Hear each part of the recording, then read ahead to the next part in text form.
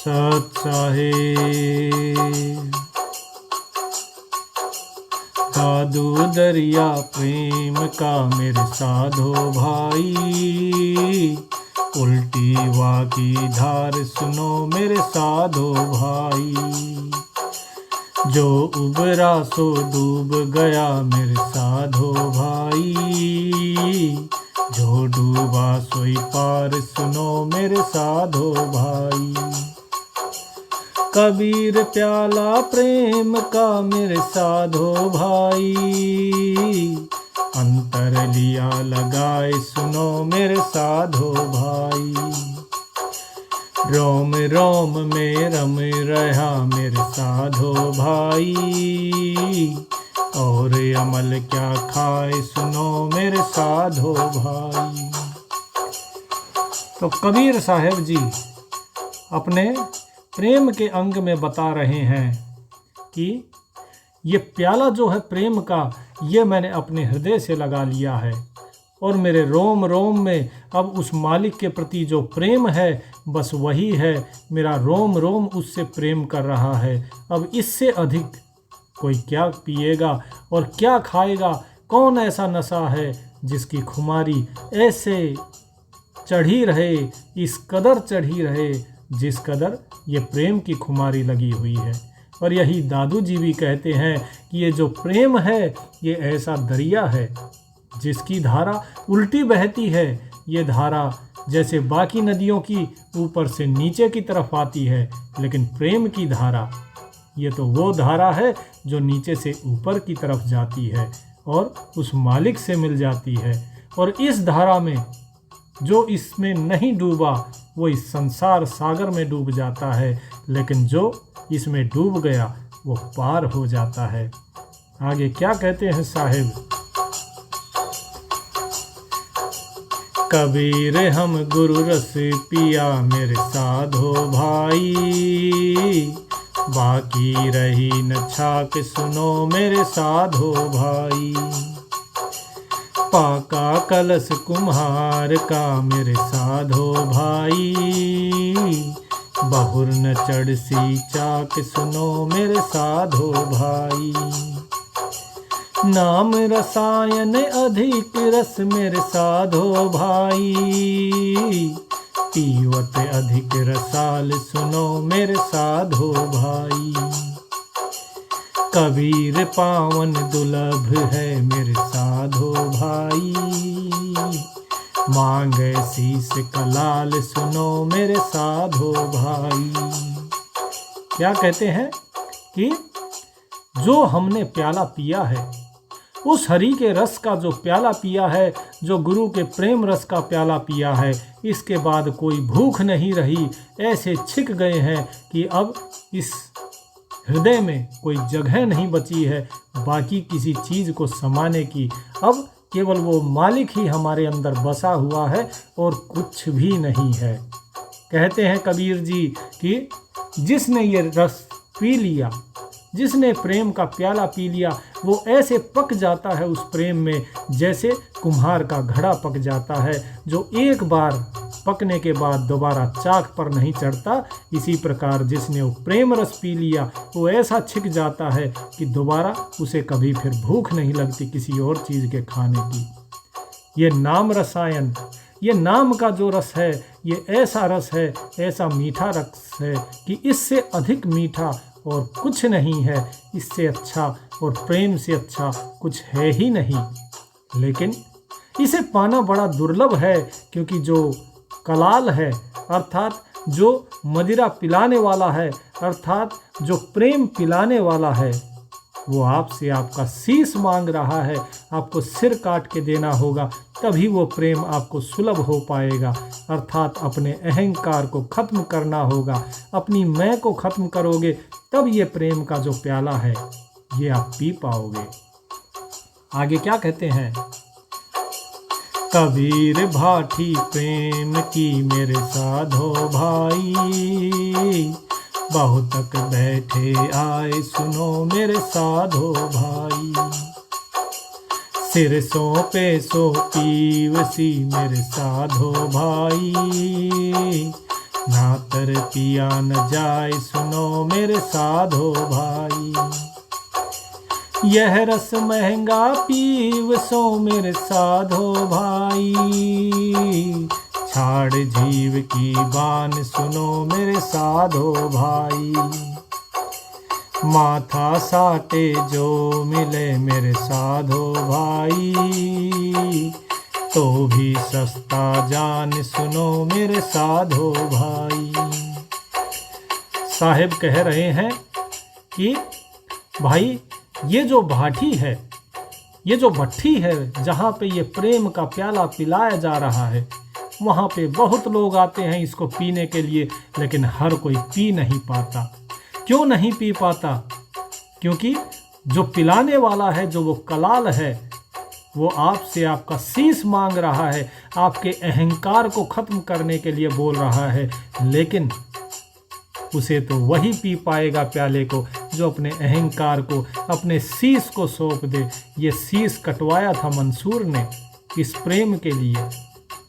जब मंसूर की बहन सिमली, उसके बारे में लोगों ने बात करी कि ये तो पता नहीं कहाँ जाती है, क्या पी के आती है जो ऐसी मस्त रहती है, तो एक दिन मंसूर भी उनके पीछे पीछे चल पड़ा कि देखूं तो सही आखिर ये जाती कहाँ है। और जब देखा तो मंसूर ने भी सोचा कि मैं भी इस प्याले को पीता हूँ, मैं भी तो जानूं। अपनी बहन को कहा कि तू मेरी गुरु बन जा और मुझे बता कि तूने क्या पिया है, कौन सा वो अमल है जिसमें तू ऐसे नशे में रहती है, जरा मुझे भी तो वो पिला। और उस प्रेम की जो अमल था, जो प्रेम का रस था, उसकी केवल छींट भर मंसूर को लगी और मंसूर कह उठे अनल हक अनल हक। और जब ये बात पता लगी तो मंसूर का शीश कटवा दिया। उसके बाद भी आवाज़ आती रही अनल हक अनल हक। उन्हें जो है सूली पे चढ़ा दिया गया, तब भी आवाज़ आती रही अनल हक अनल हक। उसके बाद उनकी जो शरीर था उसे फूंक दिया गया तो उनकी राख से आती रही आवाज़ अनल हक अनल हक। और जब उनकी राख को दरिया में फैलाया गया, फेंक दिया गया, बहा दिया गया दरिया में, तो पूरे दरिया से आवाज़ आई अनल हक अनल हक। ये होता है प्रेम, और ऐसे प्रेम के लिए तो शीश तो कटवाना ही पड़ेगा। तो इसीलिए साहिब कहते हैं कि बहुत आते हैं वहाँ बैठने के लिए, लेकिन जब तक शीश नहीं कटवाओगे तब तक वो प्रेम कैसे जाहिर होगा कि हाँ तुम प्रेमी हो। जिस दिन ये हो गया कि मैं शीश कटवाने को तैयार हूँ, अपना अहम समर्पित कर दिया, तो प्रेम का प्याला पी लोगे। ऐसा महंगा प्याला है वो, ये रस ऐसा महंगा है कि ये पीना है तो इस जीव को अपनी आदत छोड़नी होगी। जो संसार में ये भटक रहा है, संसार में भटकने की जो आदत है, जो बान है, ये छोड़नी होगी। और अपना शीश साट देगा, शीश काट देगा, और उसके बाद अगर ये प्याला मिल जाए तो भी इसे सस्ता जानो। ये सौदा महंगा नहीं, ये सौदा फिर भी बहुत सस्ता है। आगे क्या कहते हैं साहिब? पिया रस पिया सो जानिए मेरे साधो भाई। उतरे नहीं खुमार सुनो मेरे साधो भाई। नाम अमल माता रहे मेरे साधो भाई। ये अमीर से सार सुनो मेरे साधो भाई। सबय रसायन में किया मेरे साधो भाई। प्रेम समान न कोई सुनो मेरे साधो भाई। रत एक तन में संचरे मेरे साधो भाई। सब तन कंचन होए सुनो मेरे साधो भाई। रत एक तन में संचरे मेरे साधो भाई। सब तन कंचन होए सुनो मेरे साधो भाई।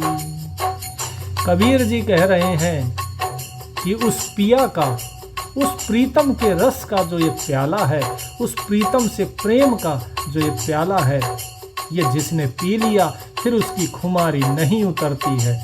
उसका नशा, उस प्रेम का नशा ही अलग है। संसार में देखिए जितने प्रेमी हो गए उन्होंने अपने प्राण दे दिए, लेकिन उस प्रेम को नहीं छोड़ा और आज भी उनके नाम की गाथाएं गाई जाती हैं। तो ये प्रेम तो ऐसा रस है जिसने पी लिया वो उतरता नहीं फिर उसका नशा। बाकी जितने भी नशे हैं वो इस नाम के, इस प्रेम के रस के आगे फीके हैं।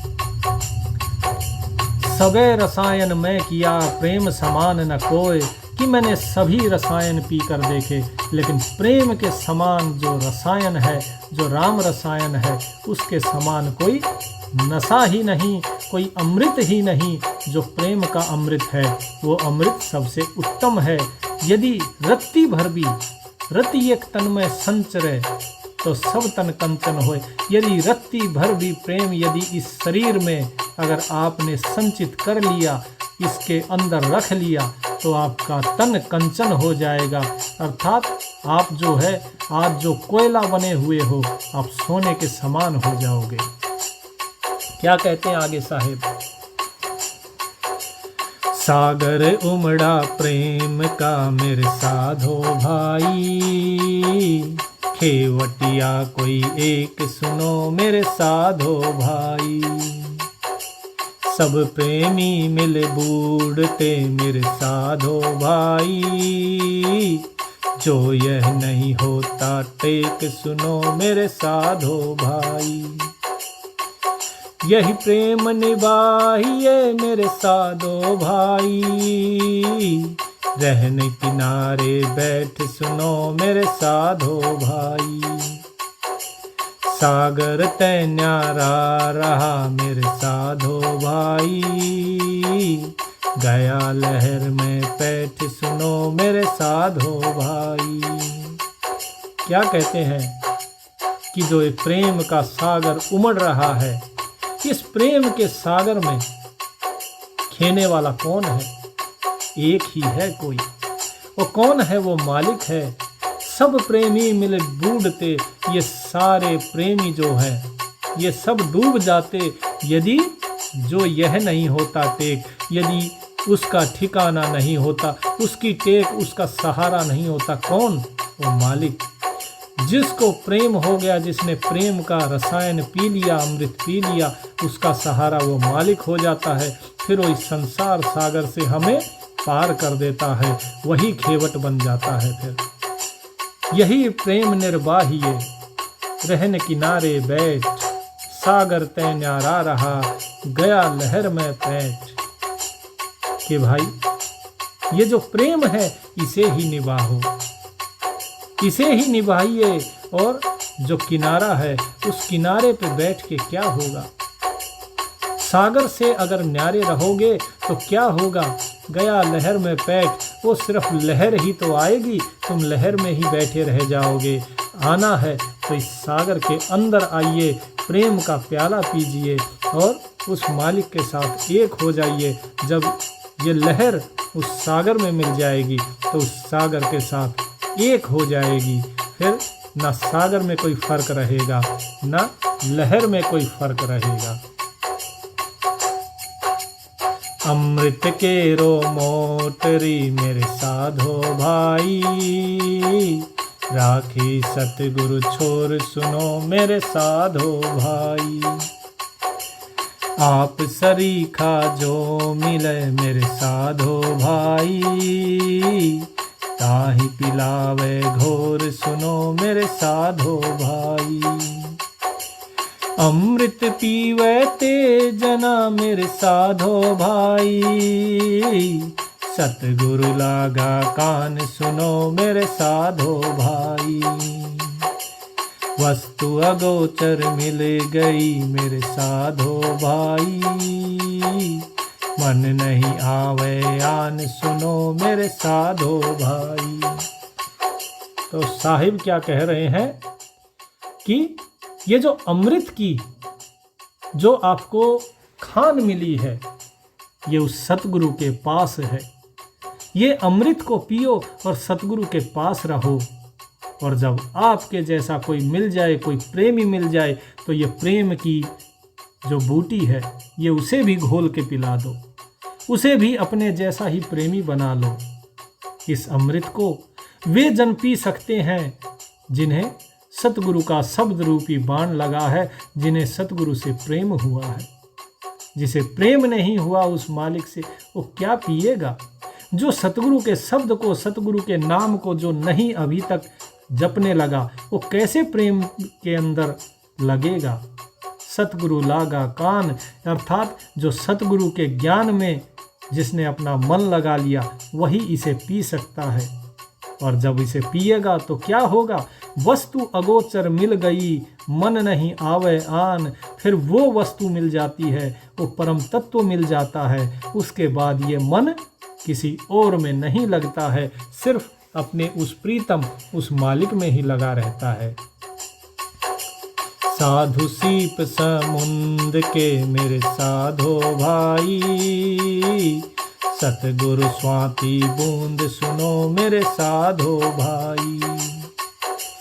तिरसा गई एक बूंद से मेरे साधो भाई, क्या ले करो समुंद सुनो मेरे साधो भाई। मिलना जग में कठिन है मेरे साधो भाई, मिले बिछोड़ा जन कोई सुनो मेरे साधो भाई। बिछड़ा सज्जन ते ही मिले मेरे साधो भाई, जिन माथे मन होए सुनो मेरे साधो भाई। साहिब कह रहे हैं कि साधु जो हैं, साधु सीप समुद्र के, सतगुरु स्वाति बूंद, तिरसा गई एक बूंद से क्या ले करो समूंद। कि जो साधु हैं वो जैसे समुद्र के अंदर सीप होती है, इस प्रकार सीप के समान है। और जो सतगुरु हैं वो स्वाति की बूंद के समान है। और जब स्वाति की बूंद उस सीप में पड़ती है तो परमात्मा रूपी जो मोती है वो प्रकट होता है। तो जो साधु जन हैं, जब वो प्रेम का प्याला पिएंगे तो सतगुरु का जो नाम रूपी जो बूंद है वो इस स्वाति के जो सीप है अर्थात मन, उस मन में पड़ेगी। और जब नाम उस मन में जाएगा तो अपने आप क्या होगा? तिरसा गई एक बूंद से क्या ले करो समूंद। तो सारी तृष्णा मिट जाएगी, सारी प्यास मिट जाएगी केवल एक बूंद से। तो पूरे समुद्र का लेकर क्या करोगे? केवल एक बूंद ही काफ़ी है उस प्रेम की, उस नाम की। केवल उसमें रम जाओ तो तुम्हारी सारी प्यास मिट जाएगी। इस संसार की जितनी आशा तृष्णा है, इनसे मुक्ति हो जाएगी। साहिब कहते हैं कि मिलना जग में कठिन है, मिल बिछड़ो जन कोय, बिछड़ा सज्जन तेहि मिले, जिन माथे मन होए। कि भाई मिलना इस जगत के अंदर बहुत कठिन है। किसका मिलना? उस सतगुरु के प्रेम का मिलना बहुत कठिन है। और जब मिल जाए तो फिर बिछड़ना नहीं उससे। फिर एक बार मिल गए तो फिर मिल ही जाना पूरी तरीके से, फिर बिछोड़ा नहीं होता। और यदि जो बिछड़ा सज्जन है, बिछड़ा सज्जन तेहि मिले, जिन माथे मन होए। और बिछड़ा हुआ सज्जन तो उसे मिले फिर जिसके माथे मणि होए। मणि अर्थात जैसे मस्तक पे मणि होती है, तो यहाँ मणि कौन है? यहाँ मणि है सतगुरु। कि यदि कोई सज्जन बिछुड़ गया है, प्रेम होने के बाद वापस संसार में अगर फिर से बिछुड़ गया है, उस मालिक से नेह टूट गया, तो सतगुरु से आके मिले, क्योंकि और कोई फिर उसे पार नहीं उतार सकता। केवल सतगुरु ही पार उतार सकते हैं। साहिब कहते हैं, जोई मिल सो प्रीत में मेरे साधो भाई। क्या कहा? जोई मिले सो प्रीत में मेरे साधो भाई, और मिले सब कोई सुनो मेरे साधो भाई। मन से मनसा ना मिले मेरे साधो भाई, ता देह मिले न होए सुनो मेरे साधो भाई। क्या कह दिया साहिब ने कि जोई मिले सो प्रीत में, और मिले सब कोय, मन से मन सा ना मिले तो देह मिले का होए। कि भाई अगर जो मिले वो प्रेम से मिले, उस साहिब से, उस सतगुरु से जब मिलना हो तो प्रेम से मिलना होना चाहिए। वैसे बिना प्रेम के मिले तो फिर क्या फ़ायदा है। फिर तो चाहे कितनों से ही मिल लो, किसी से भी मिल लो, लेकिन जब मन से मन नहीं मिला तो देह से देह मिलाने से क्या लाभ है। मन से मन मिलना चाहिए। प्रीत ऐसी हो जिसमें उस मालिक से हमारा मन मिल जाए। सिर्फ ये शरीर की बात नहीं हो रही है। प्रीत तो वो होती है जहाँ मन एक हो जाते हैं। आगे साहिब क्या कह रहे हैं? जो दिल दिल ही में रहे मेरे साधो भाई, सो दिल कहूँ न जाए सुनो मेरे साधो भाई। जो दिल दिल से बाहिरा मेरे साधो भाई, सो दिल कहाँ समाए सुनो मेरे साधो भाई। जैसी प्रीत कुटुंब से मेरे साधो भाई, ऐसे हूँ गुरु से होए सुनो मेरे साधो भाई। कहे कबीर वा दास का मेरे साधो भाई, पला न पकड़े कोई सुनो मेरे साधो भाई। तो साहिब कह रहे हैं क्या कि जो दिल दिल ही में रहे सो दिल कहूँ न जाए, जो दिल दिल से बाहरे सो दिल कहाँ समाए। कि भाई दिल में तो वो समाया हुआ माना जाएगा जो दिल के अंदर ही रहे, दिल से बाहर ना जाए। और जो दिल से बाहर हो गया वो फिर दिल में कहाँ समाएगा। अर्थात जो प्रेमी है उस प्रेमी के हृदय में परमात्मा, वो सतगुरु, वो हमेशा समाया रहना चाहिए। उसे भूलो मत एक पल के लिए भी। अगर भूल गए फिर वो प्रेम नहीं माना जाएगा। प्रेम तो वो है जिसमें उस मालिक की याद में हर वक्त, सतगुरु की याद में हर वक्त ये दिल तड़पता रहे, वो प्रेम है। और जैसी प्रीत कुटुंब से करते हो, अपने परिवार से करते हो, वैसी आपके गुरु में होनी चाहिए। जैसे कुटुंब का कोई व्यक्ति इधर उधर चला जाए तो चिंता होती है कि बंदा आया नहीं, लड़का बाहर गया था अभी तक वापस नहीं आया। तो ऐसी प्रीत आपकी गुरु से होनी चाहिए कि गुरु का नाम नहीं लिया, दर्शन नहीं हुए, उनसे बात नहीं हुई। इस प्रकार की प्रीत जो है जब गुरु से होगी फिर नाम में प्रीत होगी, और जब नाम में प्रीत होगी फिर प्रेम भी अपने आप हो जाएगा। और ऐसे दास का कबीर साहिब कहते हैं कि काल भी उसका पल्ला नहीं पकड़ सकता, उसे कोई छू नहीं सकता, फिर वो मालिक के साथ एक हो जाता है। और यही है प्रेम की पराकाष्ठा, जहाँ व्यक्ति और उसका मालिक दोनों एक हो जाते हैं, जहाँ मृत्यु, ये काल, ये तुच्छ हो जाते हैं, जिसके लिए वो जो जीव है वो अपना शीश कटाने को तैयार हो जाए, वो है असली प्रेम। बाकी सारा प्रेम थोथा है, जगत का दिखावा है। तो साहिब यही कह रहे हैं। क्या कहते हैं साहिब कि किस प्रकार उस मालिक को रिझाना है। जैसे एक प्रेयसी अपने प्रीतम को रिझाती है, एक पत्नी अपने पति को रिझाती है, बोले ऐसे ही इस जीवात्मा को उस मालिक से प्रेम करना है। कैसे? नैनों की कर कोठरी मेरे साधो भाई, पुतली पलंग बिछाए सुनो मेरे साधो भाई। पलकों की चिकदार के मेरे साधो भाई, ये को लिया रिझाए सुनो मेरे साधो भाई।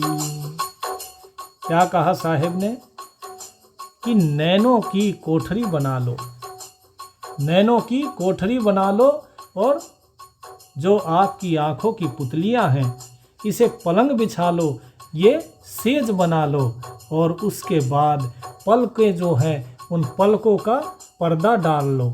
चिक डार के अर्थात पर्दा डाल लो और उसके बाद पिया को रिझाओ, उस अपने प्रीतम को मनाओ।